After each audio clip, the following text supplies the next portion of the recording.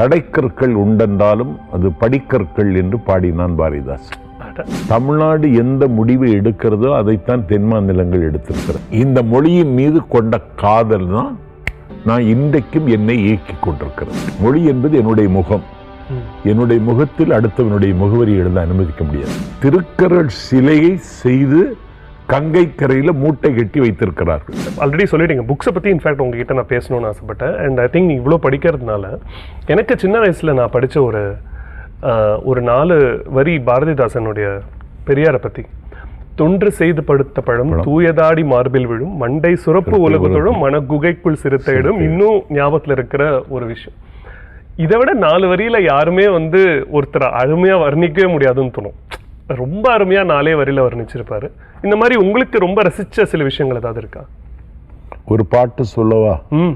வடக்கினில் தமிழர் வாழ்வை வதக்கி பின் தெற்கில் வந்தே, இடக்கினை செய்ய நினைத்த எதிரியை அந்நாள் தொட்டே, அடக்கடா என்றுரைத்த தமிழை, தடைக்கற்கள் உண்டென்றாலும் அது படிக்கற்கள் என்று பாடினான் பாரதிதாசன். இதை மக்களுக்காக கொஞ்சம் எக்ஸ்பிளைன் பண்ணிட்டீங்கன்னா. வடக்கு எப்பொழுதும் இடக்கு தான் செய்திருக்கிறது, இன்றைக்கும் செய்ய கருதுகிறது. வடக்கில் தலை வைத்து படுக்காதே என்று தமிழ்நாட்டில் ஒரு பழமொழி உண்டு. அந்த அளவுக்கு அவர்கள் நமக்கு அந்நியமாகவே நடந்து கொள்கிறார்கள். ஆகவே நம்முடைய உரிமைகள் காவு கேட்கப்படுகின்றன. நம்முடைய கனவுகளில் அவர்கள் கல்லறிகிறார்கள். நம்முடைய திசைகளை அவர்களே தீர்மானிக்கிற அதிகாரத்தை கையில் வைத்துக் கொள்ள விரும்புகிறார்கள். அதை தாண்டி நாம் பயணிக்க வேண்டியது இருக்கிறது. அந்த பாட்டு, இதை பாவேந்தர் எழுதிய பாட்டு.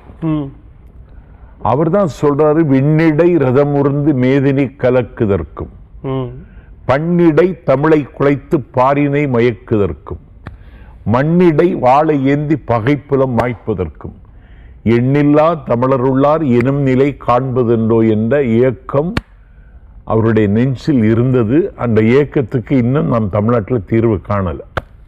இது ஒரு தமிழ்நாட்டு பிரச்சனையா? ஏன்னா நீங்க இதை வடக்குன்னு பேசுறப்ப சார், இப்போ நாங்க இருக்கிற எங்க ஜென்ரேஷன்ல இது நீங்க அவரை எழுதியிருக்காருன்னா இது ரொம்ப காலமா இருக்கிற ஒரு பிரச்சனை மாதிரி தெரியுது.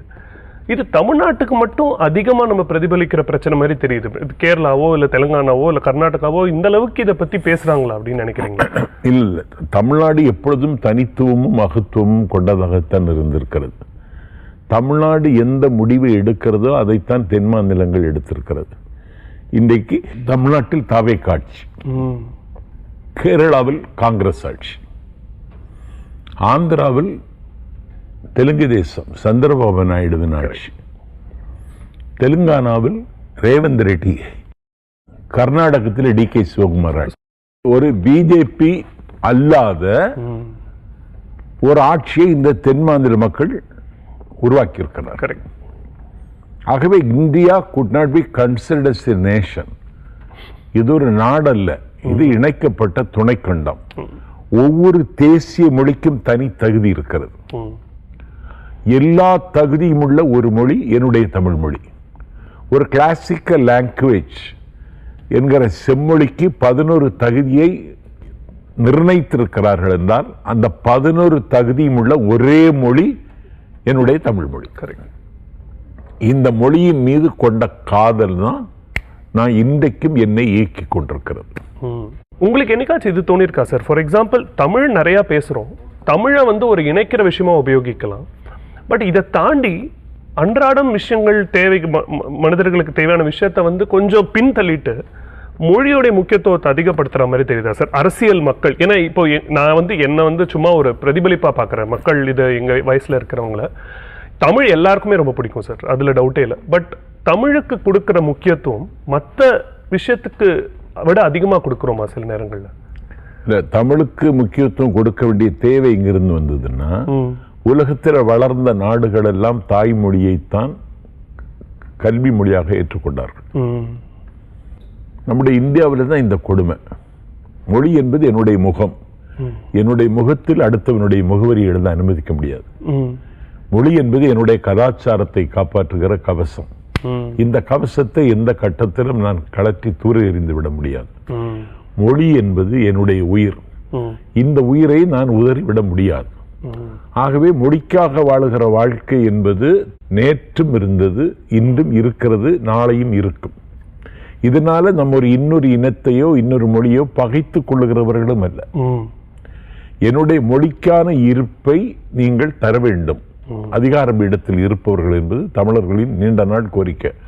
திருக்குறளை திரும்ப திரும்ப மேற்கோள் காட்டுவதற்கு இந்தியாவுடைய பிரதமர் வணக்கத்திற்குரிய நரேந்திர மோடி முன்வருகிறார்.